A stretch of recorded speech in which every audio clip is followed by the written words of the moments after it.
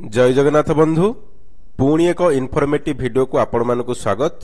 आज आम एक बहुत गुरुत्वपूर्ण विषय आलोचना करने को जाऊे।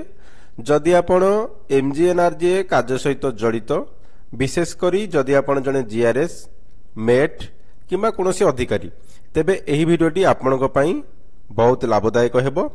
सरकार जियो एमजीएनआरजीए सरकार एमजीएनआरजीए योजना रे जो जियो टैग करा जाउची भुवन एप्लिकेशन माध्यम रे से भुवन एप्लिकेशन को अपडेट करिसंती एवं वर्जन 3.6 रिलीज करिसंती।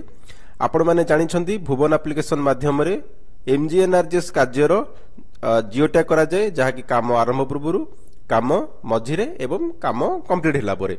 तो एबे जो सरकार तरफ जियो फेंसिंग लागू होईची जहा कि सेप्टेम्बर 1 तारिख रु लागू हो जाइछि एवं एबे भुवन एप्लिकेशन को व्यवहार करी केउ भली भाबरे जियो फेंसिंग करा जिवो आजिर वीडियो रे हमें आलोचना करिबा। देखंतु मेट मानक विषय रे जदि हमें कहिबा सरकारंकर एक लेटर आसीछि ओडिसा सरकारंकर जेउ ग्राम पंचायत रे जीआरएस नाहंती बा वैकेंसी अछि सेठी मेट माने मध्य एही भुवन एप्लिकेशन को व्यवहार करी से माने जियो फेंसिंग करि परिबे। तो निहाती भाबरे जीआरएस हुअंतु बा मेट हुअंतु समस्त ए भिडियोटी गुरुत्वपूर्ण निहाती भाव देखु आपण मैंने जानीपारे जे जय जगन्नाथ बंधु पुणी एक एजुकेशनल वीडियो को आपण मानक स्वागत।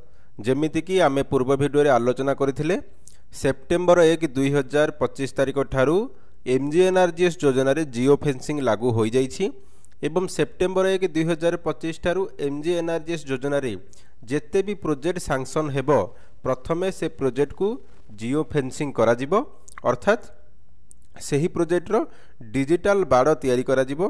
तापरे जदि से प्रोजेक्ट रो दैर्घ्य बा लेंथ 100 मीटर रु अधिक होइथिबो ताहले 4टी जियो टैग करा जिवो एवं जदि लेंथ 100 मीटर रु कम होइथिबो ताहले 2टी जियो टैग फोटो उठा जिवो।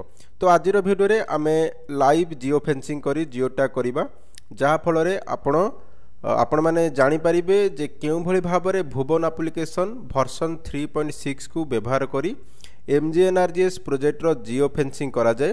वीडियोटी आरंभ करिया पूर्व आपण मानकु मध्य गोटे रिक्वेस्ट रहिबो जे आपण माने वीडियो रो रेजुलेशन 720 पिक्सेल करी देखंतु जहा द्वारा वीडियो रो क्लैरिटी आपण मानकु भलो आसीबो।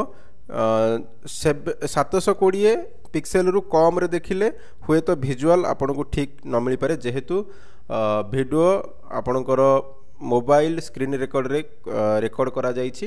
तो 720 पिक्सेल जदि आपन वीडियो रेजुलेशन करि